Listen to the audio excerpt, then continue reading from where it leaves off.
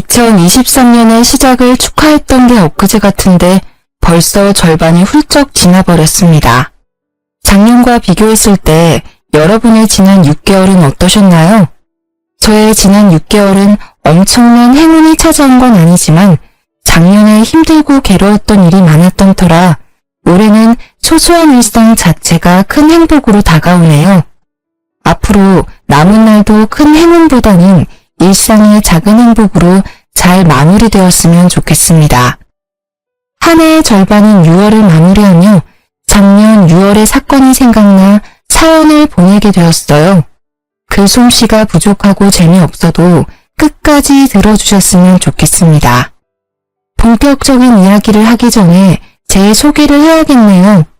저는 지방 소도시에서 나고 자라 결혼까지 했고 지금도 지방에 사는 30대 여성입니다.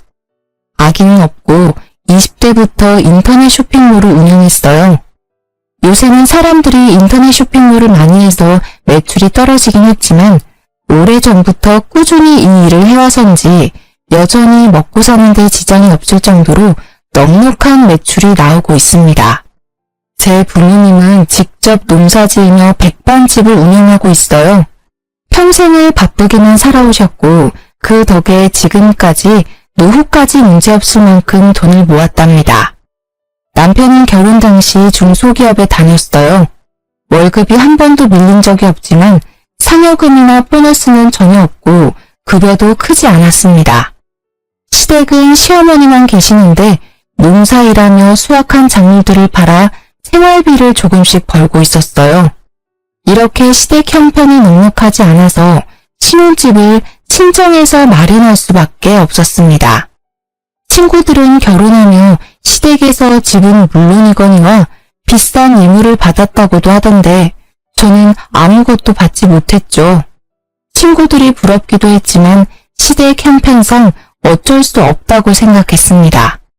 부모님 역시 신혼집은 형편이 되는 쪽이 마련하면 된다고 했고 돈이야 차근히 모으면 된다고 하셔서 우리의 결혼에 큰 불만은 없었어요.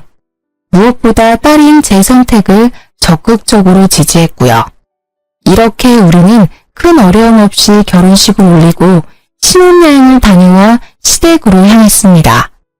불편하고도 어색한 시댁에서 1박 2일을 마치고 신혼집을 가려는데 시어머니가 엉엉 울기 시작했어요.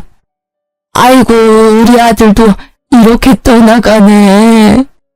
엄마, 내가 뭐 어디 멀리 가? 그냥 옆 동네로 가는 건데 왜 이렇게 자꾸 우셔? 여기랑 우리 신혼집 차 타면 30분이야.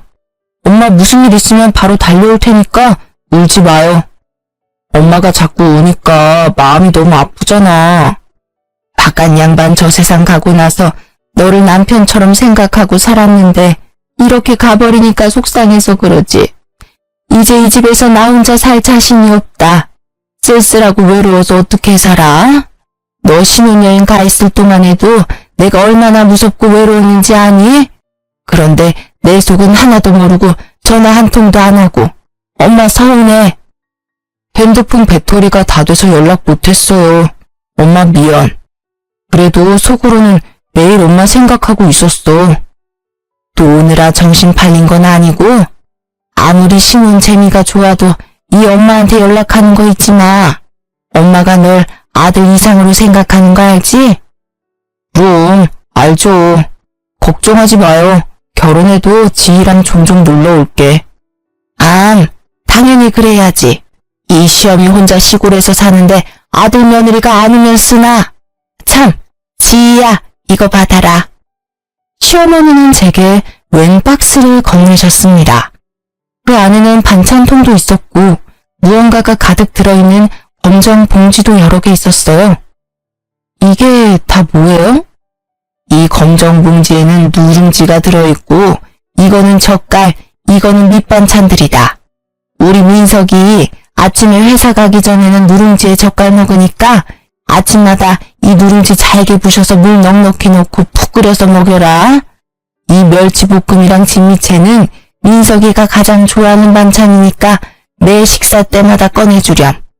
다 먹으면 내가 또 해주면 되긴 하는데 매번 내가 할 순 없으니 다음에 혼자 한번 와서 반찬하는 법 좀 배워라. 넌 어차피 집에서만 일하잖니. 그니까 밖에서 일하는 우리 아들 먹는 거 좀 잘 챙겨줘. 알겠니? 박스 안에는 남편이 좋아하는 음식들로 가득했습니다. 시어머니는 이어서 아이스박스를 또 하나 건네주셨어요. 그 안에는 투명 비닐 안에 정체불명의 음식들이 있었습니다. 이거는 시래기국 냉동시킨 거다. 민석이가 제일 좋아하는 국이니까 입맛 없다고 하면 한 번씩 배워 먹이렴. 그리고 이건 방건조 생선인데 프라이팬에 기름 자작하게 둘러서 민석이 반찬으로 주면 아주 좋아할 거다. 생선이요?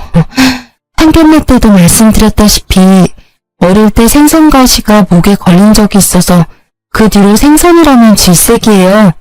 그래서 한 번도 직접 생선 구운 적도 없는데. 뭐? 어떻게 그 나이 먹도록 생선 하나를 못 굽니? 그냥 기름 자작하게 둘러서 생선 넣고 구우면 돼. 어렵지 않으니까 한번 해봐. 해봐야 너도 살림이 늘 것 아니냐. 그리고 너가 생선 안 좋아한다고 해도 민석이는 생선 좋아하니까 자주 구워줘. 알겠지? 시어머니가 그저 어려운 세대이지만 이건 너무하다 싶었습니다. 아들에게 하나라도 제대로 먹이고 싶은 엄마 마음은 알겠으나 말이라도 너도 같이 먹으라는 식으로 하면 안 되는 건가요? 그리고 생선은 한 번도 구운 적이 없었을 뿐더러 어릴 때 큰 생선 가시가 목에 걸려 고생한 뒤로는 쳐다도 보지 않았습니다. 게다가 이 사실은 시어머니도 이미 알고 있었어요. 그럼에도 불구하고 남편을 위해 먹지도 못하는 생선을 구우라니 섭섭한 마음이 들었습니다. 남편이 정 원한다면 도전은 해보겠지만 사실 자신이 없네요. 생선 하나 굽는데 뭘 그리 말이 많아. 그냥 하면 되지. 그리고 민석이는 생선 좋아해. 너가 어떻게든 노력해서 네 식성을 바꿔. 앞으로 민석이랑 같이 살면서 너가 생선도 구워주고 가시도 발라줘야 하는데 싫다고 안 해버리면 어쩌니? 저는 잘 굽지도 못하고 먹지도 못하니 앞으로 남편이 직접 굽고 가시 발라서 먹으면 되겠네요. 그리고 애도 아니고 어른인데 가시는 직접 발라 먹어야죠. 예, 민석이가 어떻게 생선을 굽니? 원래 민석이는 그런 일 못해. 그리고 너는 회사 일로도 바쁜 애한테 집에서 직접 생선까지 구워다 먹으라고 시키고 싶니? 게다가 만약에 민석이가 먹었다가 너처럼 목에 가시라도 걸리면 어떡해? 난 그 꼴 못 본다. 아 맞다. 그리고 잠깐 기다려봐라. 시어머니야말로 말도 안 되는 소리만 하다가 갑자기 뭐가 생각나는지 부엌으로 들어갔습니다. 잠시 후 투명 비닐에 쌓인 냉동된 무언가를 한가득 가져왔어요. 너 빵 좋아한댔지? 이거 일하면서 먹어라. 꽤 비싼 빵인데 내가 상할까봐 냉동 보관한 거야. 실온에다가 두고 먹으면 아마 처음 샀던 것처럼 먹을 수 있을 게다.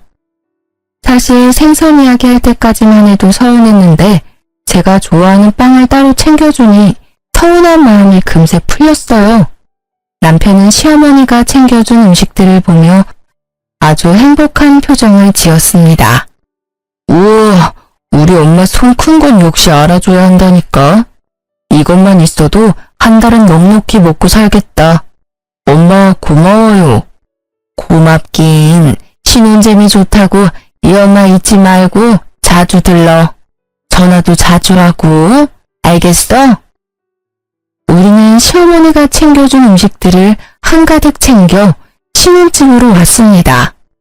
집에 와서 음식들을 하나하나 풀어보니 남편이 좋아하는 밑반찬이나 젓갈은 신선했는데 빵은 유통기한도 지났고 색도 이상했어요. 심지어 어떤 빵 표면에는 군데군데 초록색 곰팡이까지 폈더라고요. 아무래도 못 먹을 것 같아 음식물 쓰레기통에 빵을 버리려고 했어요. 여보, 이거 빵들이 조금 오래된 것 같은데 아무래도 어머니가 깜빡하셨나봐. 그냥 버려야겠다. 그치? 아깝게 그걸 왜 버려? 우리 엄마가 준 빵인데. 이 빵 다 비싼 제과점에서 산 빵이야. 그건 아는데 보니까 유통기한도 지난 것 같고 이거는 색도 이상하게 변질됐는데 이걸 어떻게 먹어? 왜 못 먹냐? 우리 엄마가 설마 너한테 상한 음식 줬겠어? 어떻게 엄마가 준 음식을 그렇게 막 버릴 생각을 해? 막 버리려는 게 아니라 딱 봐도 지금 색깔이 이상하잖아. 유통기한도 이미 지났고 여기엔 곰팡이도 피었다고. 그럼 엄마가 준 음식들은 못 먹을 음식이라는 거야? 와, 너 진짜 너무한다. 우리 엄마는 너 생각해서 따로 빵이랑 챙겨줬는데 어떻게 그런 말을 해? 나는 너가 왜 이렇게 발끈하면서 화를 내는지 모르겠다. 그럼 이렇게 곰팡이 피고 색까지 변한 이 빵들을 내가 다 먹어야 해? 엄마가 준 음식인데 못 먹을 이유는 뭐야? 그럼 내가 먹을게. 결국 남편은 색도 변질되고 냄새도 이상한 빵을 직접 해동시켜서 먹기 시작했습니다. 아무래도 상한 것 같으니 먹지 말라고 했지만 엄마가 준 음식이라 못 버린다며 끝까지 다 먹더라고요. 맛만 있는데 뭘 이상하다고. 아무리 며느리들이 시어머니 싫다고 하지만 우리 엄마는 안 그래. 괜히 이상한 드라마 보면서 우리 엄마 오해하지 말고 엄마 성의를 진심으로 받아들이라고. 알겠어? 사실 남편 말에 기분이 좋지 않았지만 신혼여행 다녀와 집도 엉망이고 집안일이며 쇼핑몰 일까지 할 일이 태산이라 그냥 넘어갔습니다. 사실 남편 말에 기분이 좋지 않았지만 신혼여행 다녀와 집도 엉망이고 집안일이며 쇼핑몰 일까지 할 일이 태산이라 그냥 넘어갔습니다. 다음날 남편이 출근하자마자 시어머니한테 전화가 왔어요. 민석이 출근은 잘했니? 아침에 누룽지는 끓여줬고 오늘 남편이 늦게 일어나서 못 먹고 갔어요. 그럼 아침에 아무것도 먹지 않고 빈속으로 회사에 갔단 말이야? 생각이 있는 거니 없는 거니? 너는 집에서 편하게 아무 눈치 보지 않고 일하겠지만 민석이는 밖에서 상사 눈치 보면서 일하는 애야. 그렇게 종일 힘들게 일하는데 속이라도 든든해야지. 아무리 그래도 밥 먹는다고 회사를 지각할 순 없잖아요. 그럼 너가 더 일찍 일어나서 민석이를 깨웠어야지. 내일부터는 하루도 빠짐없이 누룽지 먹이도록 해. 나랑 있을 때는 아침 걸은 적이 없는데 걱정되는구나. 참, 그건 그렇고 어제 줬던 빵은 먹어봤니? 저는 안 먹었고 남편만 먹었어요. 남편만 빵을 먹었다는 말에 시어머니는 당연했는지 말을 제대로 하지 못했습니다. 뭐라고? 그니까 우리 민석이가 그 빵을 먹었단 말이야? 왜? 빵도 안 좋아하던 애인데. 왜요? 남편은 그 빵 먹으면 안 될 이유라도 있었나요? 그거 유통기한 지난 건데. 설마 그 빵도 유통기한 지난 거 알고 계셨어요? 사실 어제 버리려다가 남편이 아깝다고 버리지 말라길래 유통기한도 지나고 곰팡이까지 핀 빵을 어떻게 먹냐고 했더니 다 먹을 수 있다며 남편이 기어이 먹더라고요.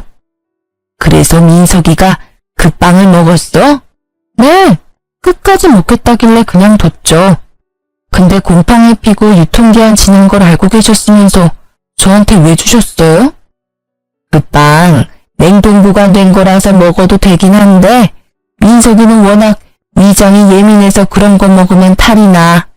비싼 돈 주고 산 빵인데 버리긴 아깝고 내가 먹자니 너무 많고 해서 너한테 준 거지. 아침 너도 빵 좋아한다니까. 어머니, 솔직히 기분이 좋지는 않네요. 아무리 제가 빵을 좋아한다지만 유통기한 지나고 곰팡이 핀 빵까지 좋아하진 않아요. 이제는 그런 음식은 주시지 않았으면 좋겠어요. 어머, 내가 뭐 너한테 독약이라도 줬니? 그리고 빵은 발효식품이라 곰팡이 좀 있을 때 먹어도 괜찮아. 너나 나같이 위장 튼튼한 사람들은 아무 문제 없다고. 내가 너한테 이런 이야기 들으니까 기분이 좋지 않구나. 나 며느리한테 못 먹을 음식물 쓰레기나 주는 그런 시어머니 아니다. 날 뭘로 보고? 기분 나빠서 전화 못하겠구나. 끊는다. 시어머니 말에 저 역시 기분이 나빴습니다. 세상 어느 누가 유통기한 다 지나고 곰팡이까지 핀 빵을 받고도 감사하고 좋아하겠습니까? 솔직히 시어머니만큼이나 저 역시 기분이 좋지 않았어요. 그렇게 전화를 끊고 그동안 밀린 일들을 처리하고 있는데 남편이 창백한 얼굴로 집에 오더라고요. 시계를 보니 아직 점심시간도 되지 않았습니다. 이렇게 빨리 무슨 일이야? 얼굴은 또 왜 이리 창백해? 나 배탈 났나 봐. 배가 너무 아파. 병원에 다녀왔어? 병원에 사람 많아서 일단 약국에서 약만 사왔어. 엄마도 지금 온다니까 엄마가 끓인 죽 먹고 하면 금방 낫겠지. 배탈 났으면 일단 병원부터 가야지. 그리고 걱정되게 어머니한테 전화는 왜 했어? 당연히 내가 아픈 거 엄마도 알아야지. 그리고 나 배탈 났을 때마다 엄마가 끓여준 죽 먹으면 금방 낫더라고. 그래서 죽 끓여달라고 엄마한테 전화한 거야. 저 역시 그동안 크게 아픈 적은 없지만 아파도 부모님이 걱정할까봐 굳이 말하지 않았거든요. 그런데 남편은 저와 생각이 많이 달라 보였습니다. 결국 남편 전화에 시어머니는 바로 달려왔어요. 민석아, 우리 민석이 괜찮아? 지희야, 너는 그러게 왜 그 빵을 민석이에게 먹였어? 내가 너 먹으라고 줬지 언제 우리 민석이 먹이라고 줬어? 너는 왜 그 빵을 민석이한테 줘서 우리 아들 이렇게 아프게 만들어? 너가 먹었어야지 너가. 어머니, 그럼 제가 배탈이 났겠죠. 그러게 애초에 유통기한 지나고 곰팡이 핀 빵 안 주셨으면 이런 일도 안 생겼잖아요. 됐고, 민석이 먹을 죽이나 끓여와. 냉장고를 열어보니 죽을 끓일 만한 마땅한 재료가 보이지 않아 어쩔 수 없이 쌀만 넣고 흰 죽을 끓였습니다. 배탈이 난 거니 괜히 이것저것 넣고 끓이기보다는 이게 더 낫다고 생각했어요. 정성 들여 열심히 끓였는데 시어머니가 죽을 보더니 혀를 끌끌 차더라고요. 아픈 사람한테 뭘 건 흰죽이 뭐니? 아무래도 배탈 났으니 괜히 다른 거 먹으면 더 탈이 날 것 같아서요. 배탈이 나서 아무것도 못 먹으니 더 영양가 있는 재료를 넣어야지. 시어머니는 제가 끓인 죽을 그대로 버리고는 집 앞 마트에 가서 한우 소고기를 사왔습니다. 그리고는 소고기를 잔뜩 넣고 죽을 끓여서는 호호 불어서 직접 먹이기까지 하더라고요. 다 큰 성인이 배탈 났다고 쫓아와서 죽까지 끓여다 먹여주는 모습을 보니 그저 기가 막혔습니다. 화라도 내고 싶었지만 너무 아파하는 남편 앞에서 큰 소리를 낼 수가 없어 그냥 조용히 있었네요. 그 뒤로 한 달 정도 시간이 흘러 6월이 되었습니다. 이번 주 주말에 약속 있어? 특별한 약속은 없는데 왜? 금요일부터 일요일까지 우리 집에 가서 개복숭아 수확하는 일 좀 도와드리자. 엄마 혼자 이 뜨거운 날 농사일 하시는 게 얼마나 힘들겠어. 같이 갈 수 있지? 나야 뭐 그 전날 미리 일해놓으면 갈 수야 있지. 그런데 당신 회사는 어떻게 하고? 금요일에 연차 쓰고 가야지. 솔직히 어느 며느리가 시댁에 일하러 가는 게 좋겠습니까? 하지만 친정 부모님이 농사 지을 때 많이 힘들어하는 모습을 봐서 당연히 도와드려야겠다는 생각에 알겠다고 했습니다. 대신 금요일에 가려면 그 전날 어느 정도 일을 많이 해야 했어요. 그래서 목요일에 밥 먹는 시간과 잠을 줄여가며 주말까지 해야 할 일을 마무리 지었습니다. 제가 이렇게 일할 동안 남편은 친구들과 술을 마시러 갔어요. 다음날 연차라며 약속을 잡더니 금요일 새벽 1시에 네 발로 기어서 집에 들어왔답니다. 그리고 금요일 새벽 아침 일찍 시댁에 도착하려면 슬슬 일어나서 준비해야 하는데 남편이 숙취로 일어나지 못하더라고요. 기다리다 못한 저는 남편을 깨우기 시작했습니다. 야, 일어나봐. 오늘 개복숭아 수확하러 가기로 했잖아. 10분만 더 잘게. 어제 술을 너무 많이 먹어서 머리가 깨질 것 같아. 그러게, 어제 술을 왜 그렇게 많이 먹었어? 아, 몰라. 좀만 더 누워있을래. 숙취로 힘들다며 늦잠 부리는 남편 때문에 늦게 시댁으로 출발했습니다. 시어머니는 늦은 우리, 아니지, 제가 마음에 들지 않았는지 표정이 좋지 않았어요. 아침 일찍 온다더니 왜 이리 늦었어? 둘 다 밥은 먹었어? 남편이 늦게 일어나서 먹지 못했어요. 그럴 줄 알았다.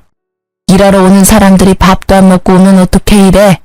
와서 일단 밥부터 먹어.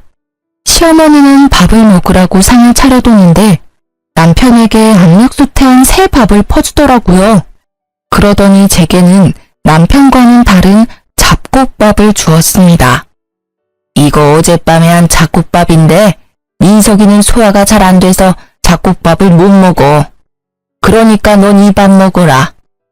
흰밥보다는 잡곡밥을 더 좋아해서 즐겨 먹긴 하는데 남편에게는 갓한 밥을 주면서 제게는 밥솥에 오랫동안 방치된 잡곡밥을 건네니 뭔가 묘하게 기분이 좋지 않았습니다. 그래도 일단 밥은 먹긴 먹었어요. 밥을 다 먹고 본격적으로 일하기 위해 작업복으로 갈아입었습니다. 그런데 남편이 졸린다고 계속 하품을 하더라고요.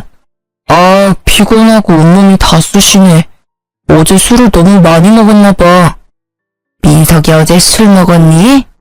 응, 엄마. 결혼식 때 온 친구들이 갑자기 보자고 해서 어쩔 수 없이 술 좀 먹었어요. 너무 많이 마셨는지 머리도 깨질 것 같고 속도 안 좋고 너무 힘들어요. 그래? 그럼 그냥 넌 오지 말고 지희만 보내지 그랬어. 힘들게 너까지 왜 와? 평일에도 죽어라 일하는데. 안 되겠다. 민석이 너는 너무 힘드니까 쉬고 지희만 같이 일하자. 오늘은 날씨 흐리다고 했으니까 그렇게 힘들진 않을 거야. 이 말에 남편은 바로 큰 방으로 들어가 누워버렸습니다. 그런 남편이 정말 얄미웠지만 어차피 오늘은 일을 도와드리러 온 거니 마지못해 정한 개복숭아를 따러 갔어요. 개복숭아 따는 일은 역시 쉬운 일이 아니었습니다. 아침 8시부터 오후 1시까지 쉬지 않고 열심히 개복숭아를 땄어요. 팔다리는 후들거리고 온몸은 땀범벅이 되고 얼굴은 타는 것처럼 시뻘개져서 시댁에 돌아왔습니다. 남편은 제 모습을 보더니 갑자기 큰 소리로 웃기 시작했어요. 와, 이게 누구야? 웬 시골 촌년이 우리 집에 왔어. 너 이러니까 진짜 웃긴다. 일하고 왔으니까 그러지. 지금 덥고 힘드니까 웃지 마. 남편 말에 기분이 엉짱해진 저는 정색하며 말했습니다. 시어머니는 제 얼굴을 쓱 보더니 남편처럼 웃기 시작했어요. 지희야, 솔직히 민석이 말이 틀린 것도 아닌데 뭘 그리 정색을 하니? 지금 네 꼴 보니까 그야말로 시골에서만 먹고 자란 촌년 같다. 열심히 일하고 온 사람에게 수고했다는 말은 못할망정 얼굴 빨개졌다고 놀려대는데 이 사람들이 지금 제정신인가 하는 생각이 들었습니다. 그러나 개복숭아 따느라 너무 지쳐서 화를 내고 따질 기력조차 남아있지 않았어요. 그래도 촌스러운 며느리 때문에 내가 웃기도 하네. 요새 웃을 일도 없었는데. 아유, 날씨가 덥긴 하다. 지희야, 나 먼저 씻을 테니까 너는 밥 좀 새로 안 치고 국 좀 끓여라. 너는 국 다 끓이고 씻어. 화장실은 한 개뿐이고 시어머니와 같이 씻을 수는 없으니 마지못해 알겠다고 했습니다. 남편은 다시 큰 방으로 들어가고 저는 밥을 하고 국을 끓였어요. 상을 다 차리니 시어머니가 씻고 나왔고 저도 이어서 씻으러 들어갔습니다. 그런데 씻고 나오니 시어머니와 남편이 이미 밥을 다 먹고 국도 하나도 없더라고요. 분명히 넉넉히 했는데도 말입니다. 이 상황도 어이없는데 더 어이없는 건 지금부터였어요. 밥을 다 먹고 일을 쑤시던 남편이 제게 이러더라고요. 다 씻었어. 근데 된장국이 너무 짜더라. 된장을 통째로 둘이 부었나 봐. 일도 전혀 하지 않는 남편님이 이렇게 이야기하는데 슬슬 화가 나기 시작했습니다. 이렇게 눈치 없고 지 생각만 할 줄 아는 남편님을 낳은 시어머니 역시 마찬가지였어요. 그래, 지희야. 음식을 짜게 먹으면 건강에 안 좋아. 우리 민석이 안 그래도 위장이 약해서 소화 잘 못 시키는데 짠 거 많이 먹으면 안 되니까 앞으로 주의해서 음식해. 그나저나 국이 다 떨어져서 이를 어쩐담? 그냥 남아있는 밑반찬으로 먹어라. 아침부터 땀 뻘뻘 흘리며 이런 저한테 밥 차리라고 해놓고 자기들끼리 다 먹은 것도 분한데 평가질까지 당하고 있으려니 참을 수 없을 정도로 화가 났습니다. 야, 김민석, 너는 아침부터 잠만 찾아놓고 한 게 뭐가 있다고 밥 먹어? 박지희, 어디서 시어머니 앞에서 남편에게 큰 소리야? 너 미쳤어? 어머니야말로 너무하세요. 아들 입만 입이고 저는 주둥이에요. 이렇게 먹다만 음식이나 먹어야겠느냐고요. 그리고 국이 그렇게 간이 안 맞으면 그냥 안 먹으면 되잖아요. 국물 하나 남김없이 다 먹어놓고 맛이 없다고 하세요. 기껏 끓인 사람 기분 나쁘게. 너 그거 일하고 더 먹었니? 정신 놓았어? 아니요. 저 정신 완전 멀쩡해요. 저는 이런 푸대접 받으며 여기에 도무지 못 있겠네요. 저는 집에 갈 테니 나머지는 모자끼리 알아서 하세요. 너 없이 어떻게 일하니? 아직 따야 할 개복숭아가 얼마나 많은데. 결혼하기 전에는 저 없이 어떻게 하셨는데요? 그리고 이렇게 사람 취급도 안 하면서 일은 부려먹고 싶으세요? 저는 이렇게는 일 못해요. 아시겠어요? 옆에서 아무 말도 못하는 남편 얼굴에 흙이 잔뜩 묻은 작업복을 던져버리고 시댁에서 나왔습니다. 야, 이대로 가버리면 어떡해. 우리 엄마 혼자 어떻게 일하라고. 왜 혼자 일해? 아들이 너가 직접 도와야지. 난 갈 테니까 모자끼리 오붓한 시간 보내. 그 뒤로도 시어머니는 농사일하러 오라고 했고 남편이 같이 가자고 했지만 절대 가지 않았습니다. 그렇게 개무시를 당하고 나니 2번 다시는 가기 싫더라고요. 제가 끝까지 가지 않으니 남편은 혼자 일하는 시어머니가 안쓰럽다며 농사일을 돕기 위해 회사에 연차나 반차 쓰는 일이 많았습니다. 그리고 농사일하고 오면 힘들다며 다음날 지각이나 무단 결근을 했어요. 솔직히 회사에서 봐주는 것도 한두 번이지. 매일 업무에 소홀히 하는 직원을 가만히 둘 리가 없지 않겠습니까? 결국 시어머니 농사일 때문에 근태가 엉망인 남편은 1년 만에 권고사직을 당하고 백수가 되어버렸습니다. 그 뒤로 남편은 게임에만 미쳐서 살았어요. 새벽엔 혼자 배달음식 시키고 놀고 술 마시고 잠만 잤습니다. 게다가 부부 공동 생활비로 성능 좋은 컴퓨터까지 샀어요. 말로는 회사 구한다고 했지만 제가 볼 때는 이력서 작성조차 하지 않았습니다. 이러한 남편의 생활이 한심스러워서 대화도 시도하고 싸워보기도 했지만 말이 도통 통하지 않더라고요. 그래서 우리는 기본적인 대화조차 하지 않고 그저 집만 공유하며 살았습니다. 같이 밥도 먹지 않았고 집에 들어오지 않아도 신경 쓰이지 않았어요. 엄밀히 말하면 제 일을 하느라 바빠서 남편이 밥을 굶든 말든 신경 쓸 시간조차 없었습니다. 남편이 애는 아니니까 배고프면 알아서 차려 먹겠거니 하고 말았답니다.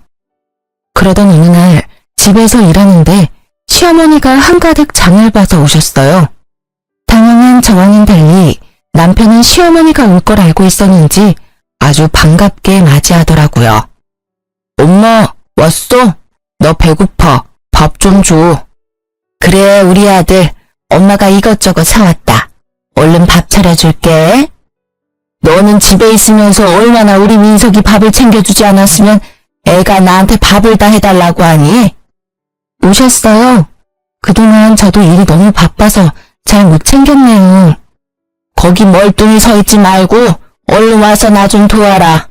죄송한데 지금 당장 급히 처리해야 할 일들이 있어서요. 일단 하던 일 먼저 마무리하고 나올게요. 남편도 일 안 하고 있는데 저라도 일을 해야지 이 집이 돌아가지 않겠어요? 시어머니는 기가 찬다는 표정을 지었습니다. 그래도 어쩌겠어요. 이 집에서 돈 버는 사람은 저밖에 없는데 저라도 열심히 일해야죠.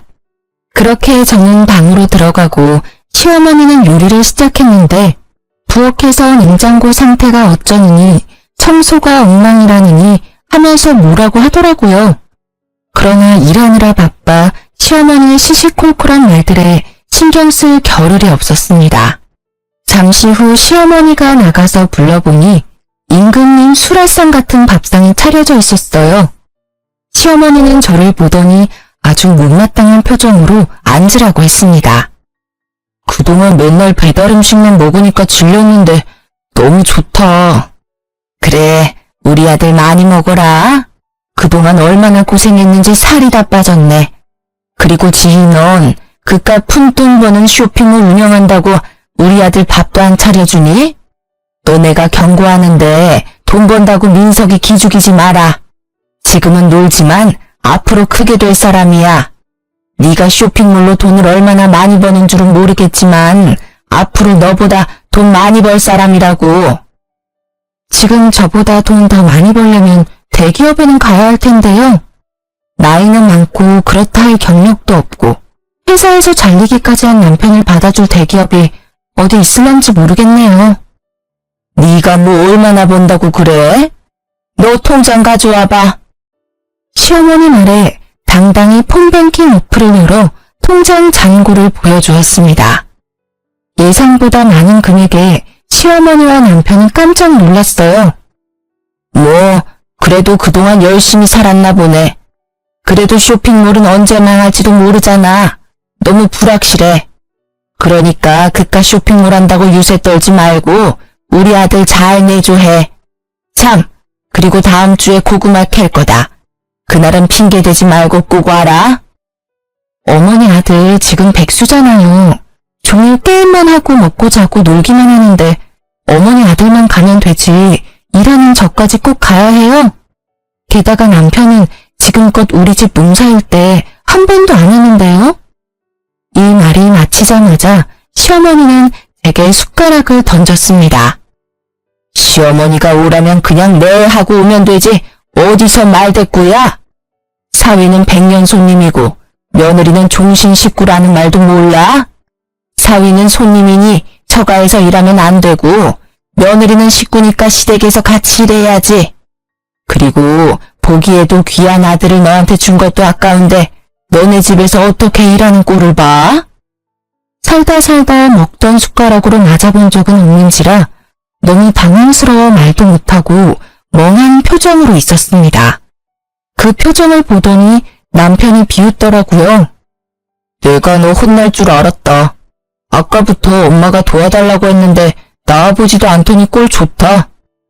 순간 부모님이 마련해준 이 집에서 왜 이런 푸대접을 받아야 하는지 분노가 치밀어 올랐습니다. 도무지 참을 수가 없던 저는 자리에서 일어나 밥상에 있던 음식들을 다 음식물 쓰레기통에 넣어버렸어요.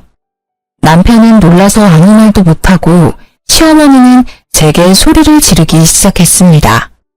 야, 너 미쳤어? 왜 아까운 음식들을 다 버리고 난리야? 네, 저 미쳤어요. 지금 둘이서 편먹고 이렇게 괴롭히는데 제정신으로 살 수 있겠어요? 그리고 어머니는 그렇게 아들이 좋으면 평생 끼고 살지 결혼을 왜 시키셨어요? 박주희, 뭘 잘했다고 우리 엄마한테 큰 소리야. 제정신이야? 남편은 자리에서 일어나 제 머리채를 잡았습니다. 시어머니는 그런 남편을 말리기는커녕 옆에서 잘한다고 손뼉치고 앉아있더라고요. 우리 아들 잘한다. 저런 년은 그냥 혼쭐이 나야 정신을 차리지. 시어머니 말에 남편이 더 세게 잡길래 남편을 있는 힘껏 밀어버렸습니다. 그러자 남편은 순식간에 중심을 잃고 시어머니 앞으로 넘어지며 시어머니와 머리를 세게 박았어요. 둘이 박치기를 하고 아파하는 모습을 보니 너무 웃겼던 저는 배꼽을 잡고 깔깔대며 웃었습니다. 야, 웃기냐? 나랑 엄마는 아파 죽겠는데 이게 웃겨? 그럼 안 웃기니? 그러게 내 머리채는 왜 잡고 난리야? 됐고, 이제 나 너랑 못 살겠다. 이혼해. 김민석, 이 집이 우리 부모님이 사준 집인 거 알지? 당장 나가. 당장. 이혼? 어디 이혼이 뭐 쉬울 것 같아? 난 너랑 이혼 안 해. 이 집에서 절대 안 나갈 거야. 그래. 우리 아들 호적 더러워지게 이혼은 무슨 이혼이니? 한번 결혼했으면 계속 같이 살 생각을 해야지. 하여튼 요새 젊은 것들은 조금만 수 틀리면 다들 이혼 얘기 꺼내지. 상황 파악 못하고 계속 헛소리를 짓거리길래 가만두면 안 되겠다는 생각이 들었습니다. 그래서 남편 방으로 가서 남편이 애지중지 아끼는 모니터를 바닥에 던져버렸어요. 야, 그게 얼마짜린데 그걸 박살내. 너 정말 제정신 아니구나. 내가 지금부터 셋 셀 거야. 그동안 네 엄마 데리고 안 꺼지면 이 컴퓨터 본체도 박살내버린다. 하나, 둘. 잠깐, 망치가 어딨더라? 알았어. 진정해. 일단 나갈게. 나중에 너 좀 진정되면 그때 다시 얘기해. 남편은 시어머니를 데리고 나갔고 저는 바로 이혼 서류를 작성해서 남편 짐과 함께 시댁으로 보냈습니다. 잠시 후 남편에게 전화가 왔어요. 이게 다 뭐야? 왜 내 짐을 다 보냈어? 못 들었니? 우리 이혼한다고. 이혼하는데 이 집에 네 짐 따위는 필요 없잖아. 다 내다 버리려다가 그래도 그건 아닌 것 같아서 니네 집으로 보낸 거니까 감사하게 생각해. 무슨 이혼이야? 이혼 못해. 너 진짜 왜 그래? 몰라서 물어. 너랑 니네 엄마가 했던 행동들을 생각해봐. 내가 이혼 안 하게 생겼나? 아무튼 이혼 안 해주면 난 소송할 테니까 그런 줄 알아. 내가 뭐 불륜을 저지른 것도 아닌데 어떻게 소송을 해. 이혼 소송하는데 돈이랑 시간이 얼마나 많이 드는데. 1년, 2년, 아니 10년이 걸려도 난 너랑 이혼 소송할 거야. 내 전 재산을 다 털어서라도 반드시 갈라설 거라고. 근데 어쩌냐? 나는 돈이 좀 있는데 넌 돈도 없잖아. 소송까지 가면 너는 보나마나 거짓골 될 텐데 괜찮겠어? 남편은 제 말에 한참을 씩씩대더니 이혼은 절대 못한다며 전화를 끊었습니다. 그 뒤로도 한동안 이혼 못하겠다고 버티길래 이혼 소송을 진행하니 결국엔 돈 없다고 이혼에 합의하더라고요. 남편과 무사히 이혼 후 저는 신혼집을 팔고 부모님 집으로 들어갔습니다. 남편도 저의 집에서 쫓겨나 그토록 사랑하는 자기 엄마 품으로 돌아갔어요. 이렇게 갈라섰지만 동네가 워낙 좁아서 전 남편 소문이 계속 들렸습니다. 전 남편은 이혼 후 바로 국제결혼으로 재혼했어요. 그런데 전 시모가 외국 며느리에게 반일의 집안일을 엄청나게 시켜댔다고 합니다. 얼마나 시켰는지 동네 사람들이 다들 외국 며느리가 불쌍하다고 말할 정도였대요. 참다 못한 외국 며느리는 집에서 돈 될 만한 것들을 다 들고 한밤중에 몰래 본인 나라로 도망가 버렸다고 합니다. 저한테도 며느리라고 그렇게 무시를 했는데 외국 며느리는 얼마나 악독하게 부려먹었을지 상상이 가더라고요. 반면에 제 쇼핑몰은 이혼 후에도 나날이 성장해서 혼자 모든 일을 처리하기가 버거웠습니다. 같이 일할 직원들을 구하기 위해 인터넷에 구인 공고를 올리고 사무실도 좋은 곳으로 마련했어요. 하루는 사무실에서 바쁘게 일하고 있는데 전 남편한테 한번 보자고 연락이 왔습니다. 이혼하고 힘들게 산다는 소식을 듣기는 해서 꼴이 어떤지 궁금하더라고요. 그래서 사무실 근처 카페에서 만나자고 하고 가보니 전 남편과 전 시모가 세상 불쌍한 표정으로 나란히 앉아 있었습니다. 오랜만이네요. 잘 지내셨죠? 지희야, 잘 지냈지? 너가 얼마나 보고 싶었는지 모른다. 왜요? 그렇게 저를 구박하시더니. 사실 며느리는 식구니까 어떤 일을 시켜도 다 이해해줄 줄 알았다. 원래 가족이라는 게 서로 허물이 있어도 다 이해하고 넘어가잖아. 너가 편하기도 하고 좋아서 자꾸 말이 막 나왔던 것 같아. 진심으로 미안하구나. 이 늙은이가 진심으로 사과하마. 아니요, 틀렸어요. 며느리도 사위와 마찬가지로 피 한 방울 안 섞인 손님이라고요. 그렇게 옆에 있을 때 잘하셨어야죠. 그리고 사람이 좋고 편하면 더 귀하게 여겨야지. 막말하고 하대하는 게 맞는다고 생각하세요? 그래. 그래서 지금 우리 엄마가 너한테 사과하잖아. 그러니까 사과 받아주고 우리 다시 합치자, 응? 너도 나 정말 많이 좋아했잖아. 그래서 결혼까지 한 거고. 합치긴 뭘 합쳐? 내가 미쳤니? 다시 너랑 살림을 차리게? 지희야, 사실 우리 지금 너무 힘들어. 나 이전 회사에서 잘린 게 거래처에 소문이 다 나서 이력서를 내도 면접 보러 오라는 회사가 하나도 없어. 그럼 너랑 니네 엄마랑 힘 합쳐서 열심히 농사 지으면 되겠네. 그거 팔아서 돈 벌면 되잖아. 올해 농사는 이미 망했어. 멍청한 외국 여팬네가 말귀를 못 알아들어서 거름을 밭에 엄청 주는 바람에 아무것도 자라나지 않아. 땅이 완전히 썩어버렸다고. 게다가 그년이 집에서 돈 될 만한 것들 다 들고 튀어버려서 돈 나올 구멍이 하나도 없어. 진짜 굶어 죽겠다고. 그러니까 옛 좀 생각해서 나랑 다시 살아주면 안 될까? 아니다. 그게 정 싫으면 너 쇼핑몰 하니까 일거리라도 좀 주면 안 될까? 보니까 너 쇼핑몰에 직원 뽑던데 그 직원 내가 하면 안 돼? 내가 널 뭘 믿고 거두니? 맨날 놀고 먹고 자기만 하고 마마보이인 너를 어떻게 믿고. 차라리 공사판에라도 가서 일해. 몸을 굴리고 땀을 흘리면서 돈을 벌라고. 남한테 기생하려는 생각만 하지 말고. 지희야, 너가 우리 아들한테 화가 많이 난 것은 알겠다만 어떻게 우리 귀한 아들한테 공사판에서 일하라는 막말을 하니? 공사판이 못 돼서요? 아줌마 아들처럼 사지 멀쩡한데 백수로 지내는 것보다 공사판에서 땀 흘리며 돈 버는 게 훨씬 더 나아요. 아니면 그냥 이렇게 살다가 둘 다 거지 돼서 밖에서 빌고 살든가요. 뭐? 시어머니한테 아줌마? 네, 아줌마. 이 인간이랑 나랑 끝난 사이인데 당신이 왜 내 시어머니야? 지금 내가 보기엔 그냥 아들만 바라보는 생각 없는 아줌마야. 아줌마, 정신 차려요. 그렇게 아들 싸고 돌다간 당신 아들 아무것도 못하는 멍청이 돼. 내가 애를 낳아보지는 않았지만 당신처럼 키우는 건 아니라고. 세상에 매운맛도 보여주고 해야지. 아무튼 난 이제 바빠서 들어가요. 내 충고 명심하고. 이 일이 있었던 후로 2달 정도가 지났을까요? 신축 아파트 공사단지를 지나가다가 우연히 전 남편이 일하고 있는 모습을 보았습니다. 전 남편은 저를 발견하고 도망갔지만 일부러 쫓아갔어요. 아들 사랑 지극한 너네 엄마 애타서 어쩐다니? 내가 공사장이라도 가라고 할 때는 공사판에서 어떻게 일하냐고 하더니 결국엔 내 말대로 돼버렸네? 이거라도 해야지.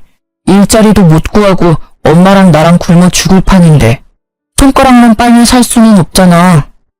그래, 지금이라도 정신 차렸다니 다행이다. 한 번뿐인 인생인데 이것저것 하면서 열심히 좀 살아. 그렇게 살다 보면 언젠간 쥐구멍에도 볕들 날이 오지 않겠니? 내가 차마 너한테 잘 되라는 좋은 말은 못하겠다. 안녕. 전 남편은 제 말에 기분이 상했는지 표정이 일그러졌지만 뭐라고 딱히 말을 하지는 않더라고요. 그 뒤로는 전 남편을 보지 못했습니다. 가끔 소문으로는 집을 팔고 다른 지역으로 떠났다고는 하더라고요. 이렇게 완전히 전 시댁과 연이 끊긴 지 벌써 1년이라는 시간이 흘렀습니다. 제 성격이 무던하고 털털하기는 하지만 그래도 이혼이 큰 충격이고 상처였는지 한동안은 몸이 매우 아팠어요. 그래도 지금은 다 극복하고 건강해졌습니다. 다만 결혼 전에도 여름에 복숭아청을 탄산수에 타서 종종 먹었는데 이제는 복숭아만 보면 괜히 화가 나서 아무도 쳐다보지 않는답니다.